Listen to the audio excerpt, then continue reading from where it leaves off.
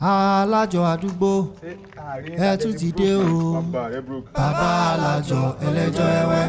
ìsẹ́ẹ̀kì ṣe mo lè rí ẹ mo kò máa ń wo gbogbo yín bẹ́ẹ̀ ṣe máa ń yan ọ̀dọ́ sí ẹ kàn náwó làlàlà ẹ ronú future yín tó bí mo ṣe wà yìí àjọ rẹ̀ ń dá ṣé kẹ́sì mo sọ àwọn èèyàn ńláńlá ló sì ń dájọ́ lọ́wọ́ ẹni tí mo sọ yìí alájọ àdúgbò ni ṣé kẹ́sì mo sọ yọ àwọn ń dájọ́ sọ́wọ́ rẹ̀ ni ìmọ̀gọ́tà ṣẹlẹ̀ táwa tó wá dájọ́ sọ́wọ́ rẹ̀ tán táwa tó fẹ́ kájọ ó tún mọ́ fún wa ní 5% lórí owó wa yóò tún fún wa àwọn ìnáwó ẹni à invest in future yín sow your shit now.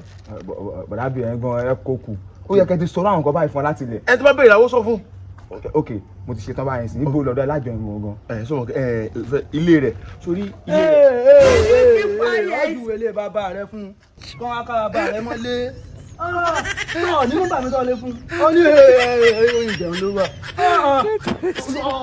ìjọba bá ti kó lu ẹ̀ mọ́lé ìsìn owó rẹ̀ ò pọ̀ 5,000 naira àwọn tó wá ní mílímílí ń kọ́ ilé bàbá alájọ wọn ilé bàbá alájọ rẹ̀. ọbẹ̀ wọlé bàbá alájọ mi